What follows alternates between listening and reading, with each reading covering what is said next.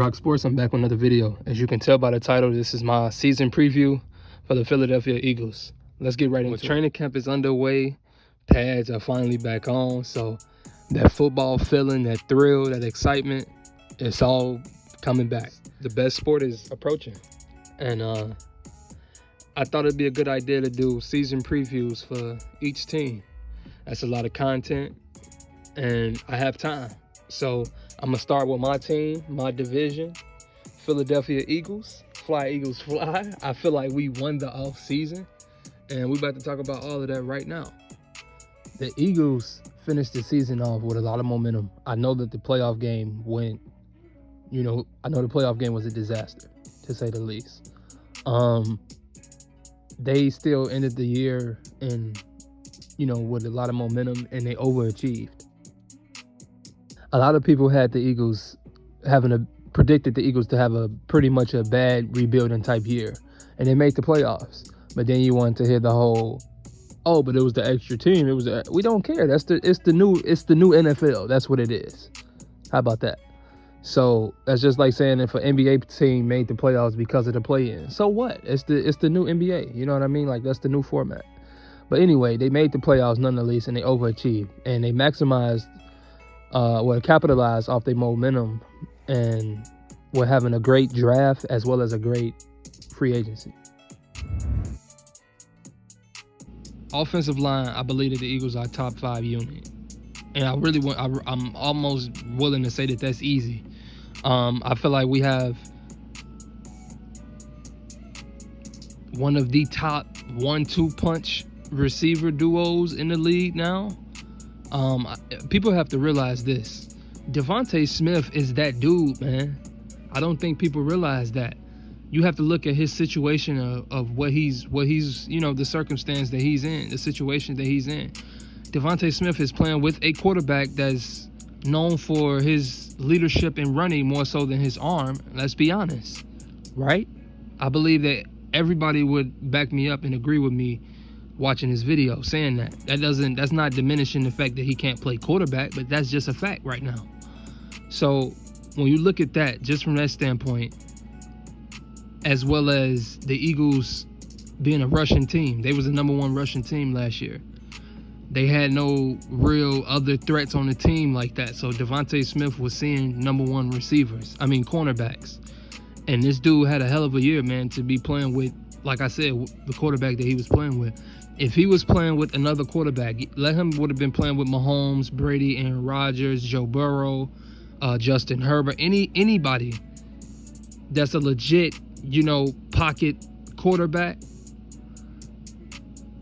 or with a legit arm, Devontasmith would have had 100 catches, just like, say, Jalen Waddle, and he would have had way more yards than what Jalen Waddle had. Because I just think that Devontasmith is really that dude. In terms of, he's a complete receiver. Yes, he has to still fill out his frame and get stronger and stuff. But in terms of him as a route runner, as a technician, his hands, he's the real deal, man. And I know it's even more than that. But reading coverages, all of that, Devontasmith is that dude. So when you factor in that, everybody already know what AJ Brown is. Come on. If AJ Brown should be in everyone's top 10. But if he's not, he should be just outside of your top 10 in terms of receivers. But A.J. Brown is also that dude. We have legit 2 #1 receivers. And Devontasmith, because he's still in his only second year, he's going to be even better right now as a #2. And when you look at the way that those 2 games complement each other, is great. And then you factor in Quez Watkins. One of the fastest. I'm not sure if many people know about Quez Watkins outside of teams that have played the Eagles, or I know obviously people within the Eagles fan base and organization know about him, but Quez Watkins he's only getting better, man. But that speed, he has game-breaking speed, and I'm sure everybody knows that knows him. Very explosive. And then you look at the signing of Zach Pascal. And then you look at someone like Jalen Reagor, who's a #1 first-round draft pick, who's now a 5th receiver. And if it was up to me, honestly, I'm just glad to sit here. If it was up to me, I would trade Jalen Reagor. I would try to get anything that I can for him, honestly. I think it's best for both parties to do that, but we're not here for that. The Eagles are deep at receiver, man. What was once a weakness is now a strength. Running backs. The Eagles have been running back committee-based team since pretty much, I mean, for a minute now, even before the Super Bowl, but really locked in since the Super Bowl, a running back committee type team. We good in that department. We might not have a star like Jonathan Taylor or even a name when you don't look at somebody like Saquon Barkley, who hasn't necessarily lived up to his name, especially the past couple years because he's been hurt, but he's still a name, you know what I mean? Like the popularity, or Zeke Elliott. We don't have that. But by committee, I'll put us up there with anyone. Simple. So, tight end. Yes, as a group, it's not the strongest, but just as our tight end one, Dallas Goedert is, in all regards, a top 5 to 8 tight end. You know, like he's only getting better too. He's young, so that's a complete offense, man. That's an offense that can take advantage of teams running the ball, and if Jalen Hurts has improved any with his arm, it's gonna only make them more dangerous, because they would be able to. They would be almost a pick your poison type offense. If you want to take away the run, okay. If you want to, and then if the Eagles come out and say we want to throw the ball, you have devontasmith, who's going to be seeing number 2 corners. You have Quez Watkins, who's going to be seeing number 3 corners. ajbrown is going to be double teamed a lot. He's going to be man covered a lot. But you also have Dallas Goedert. Come on, man. Like this is everything. This is everything as an Eagles fan. This was a dream off season from top to bottom. I'm really excited for this season, man. I was excited, and I'm being honest when I say this. I'm being 100% genuine when I say this. I really felt like the Eagles had a hell of an offseason in 2017. And I loved everything that they did. And I felt like we was going to have a great season, but I didn't see them winning the Super Bowl. But I knew that they would have a good season, though. And this offseason is even better than that. This team, I feel like, is even better than that team. Defensively, that team may be, you know, a little bit of a head, but in terms of veteran leadership. But this team, in terms of just pure talent, man, this team, I think, blows that team out the water, man. It's just in terms of talent at every position, with obviously some of the guys still being on this team. But let's switch to the other side of the ball. Defensively, I feel like the Eagles were a solid defensive team. They wasn't terrible last year, but they wasn't the best neither. You know what I mean? They were middle of the pack type defense. They had their moments of showing flashes of a very good defense, as well as flashes of a terrible defense. In large part, in my opinion, because of linebacker play and the inconsistency of the defensive line. So, not that Steven Nelson was, such a very, very locked down CB2, but he was solid. You know what I mean? Darius Slay had a great year outside of the Seattle game with DK Metcalf, what DK Metcalf did to him. But he had a great year last year, Darius Slay, all year round. Playmaking everything around. Darius Slay was the star by far of the Eagles defense. But let's talk about, again, this year. So we lose the key losses. Rodney McLeod, that's a lot of leadership, like I said at the beginning of this video.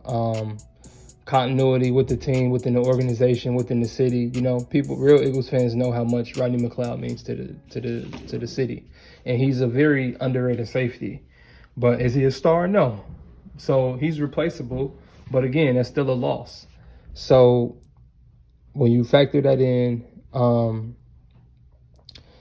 that wasn't, to me, and Steven Nelson, to me, that was like their only 2 big, losses. We was able to get TJ Edwards back, which is great because he had a great year last year too. But adding Hassan Reddick, and then late in free agency, adding James Bradbury, Tart from San Francisco. And then when you look at the draft, bringing in Jordan Davis, who's just a star, man. I feel like every year is players in the draft that you just know is just like they have a lot of media attention and they live up to it, like in terms of their stardom, and just regardless of where they drafted, it could be in the first majority of the time it's to be at the top of the draft, but like Jordan Davis getting a lot of media attention. I just think that he gonna live up. But Jordan Davis adding the Kobe Dean to adding Kaiser White, how can I forget him? Very underrated moves.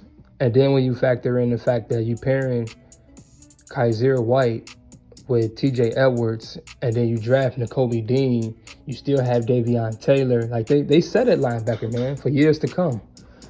And so things are looking very positive right now for Philly defensively. There's still some question marks without question. That free safety spot. Obviously, I'm assuming that it's gonna be Tart and Ant Harris starting, but I'm hearing a lot about Marcus Epps too in terms of his growth and how much he means now to the city. So it's gonna be interesting to see how they move those three around. I'm very interested to see that because I've been playing that scenario in my head a lot. I'm sure one of them would be dropped down in the box a lot, but I don't know which one it would be between Anthony and Marcus Epps. But I'm sure Tart can do it as well. So, yes, we might not have a proven player like the name been thrown out. I'm sure a lot of people saying Jesse Bates being linked to the Eagles. I'm not saying we have to necessarily go, make that move. But if we do, oh, man, you're talking about something that can really, really top this defense off, which I already think is going to be a very good defense right now. But when you look at that D-line, the biggest question mark for me, I have no questions about the corners between 1, 2, and 3. I just hope they all stay healthy and I don't have no worries. Does that mean that they're going to lock everybody down? No. This is the NFL. Everybody's good. But I have no worries. That's as good as you can get in this league, those 3. So hopefully them guys can stay healthy. In terms of the D-line, though, man, now this is the big, if these guys can stay healthy and Jordan Davis can be what everybody think he can be, this is the best defensive line in football. I'm calling it right now. Not that that's going out on the limb, but we have a lot of good defensive lines in the league. I'm sure everybody knows. But to me, the key to this whole defensive line, honestly, is Fletchercox. I need Fletchercox to have a big year. People always want to say about how Fletchercox is, how dominant he is. And don't get me wrong, he's definitely that. But he's definitely slipped over the years too, for whatever reason, whether it's due to just aging, whether it's due to the switches in defensive coordinators, or whatever it is, the movements around the defensive line, whatever it is. I need Fletcher Cox to be Fletcher Cox this year. At least give me one more ride, Fletcher.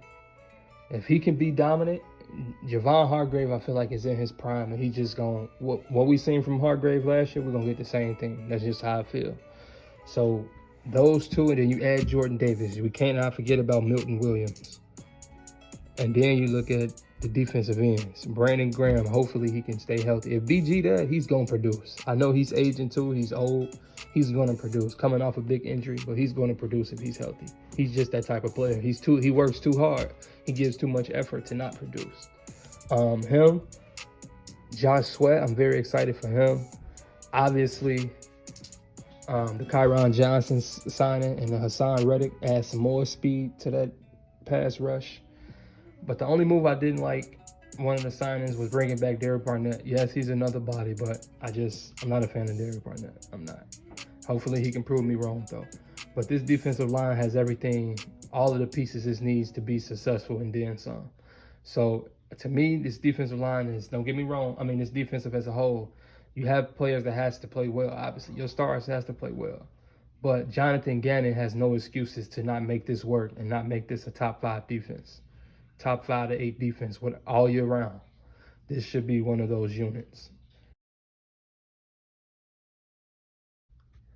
So I think that the Eagles have no excuses as well to get off to a great start. I feel like every team, every year, always, like, fan bases always can agree that your team lose a game that you think they shouldn't lose, as well as win a game that you didn't necessarily think they would win. You know what I mean? So taking all that aside, again, this is just my prediction. If I'm wrong, I'm wrong. This is just my prediction.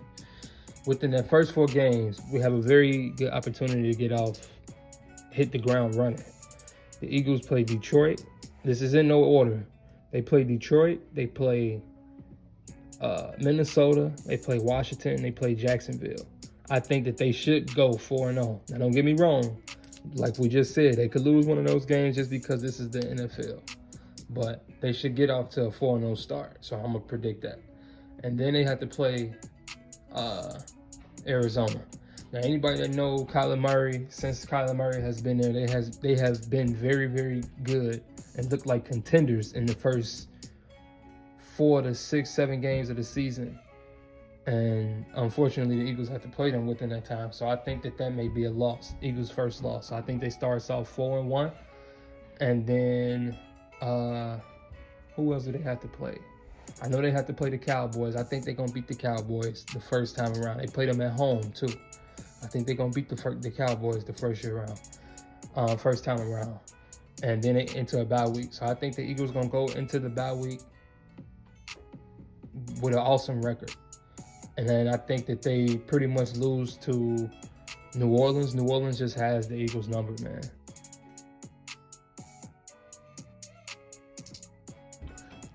So I'll leave it off this way. The second half of the year for the Eagles obviously is definitely much tougher because they have to see Green Bay, New Orleans, the Colts, Dallas, Tennessee. So I'm going to just say I have the Eagles going. It's a tough one, man. I want to say 13-4, but I'm going to say 12-5 because I think overall, obviously coaching, but I like our coaching staff. They just have to be consistent as well as the players. But this whole thing is predicated on Jalen Hurts, man. His progression from this last Tampa Bay game to now. So if he's progressed the way I think he should have progressed, and I think that Howie Roseman has built this team so strong top to bottom that Jalen Hurts' flaws, some of his flaws, will be, hitting because of the team being that good. So pretty much I have them losing to Arizona, Pittsburgh, New Orleans. And then I'm gonna say they lose one of the 3 games. They have a stretch where they have to play at Indy, and then they have to play Green Bay and Tennessee at home.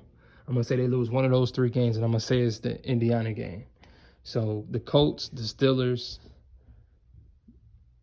and then I'm going to say they lose to the Cowboys at the Cowboys. I think Dallas will be in a like they need to win type, a must-win situation. And I think they'll be the hungrier team at that point of the year. I almost gave us an L at the last point of the year because I think we'd be resting players, honestly, against the Giants. But I'm going to still say we win that game. So I have the Eagles going 13-4 or 12-5. That's it. That's all I got to say. More videos coming out about the Eagles before the season starts. It's RocSports. I'm checking it. All of my boxing, NFL, and NBA fans, like, share, and subscribe, man. Keep coming back. I'm going to be dropping more content.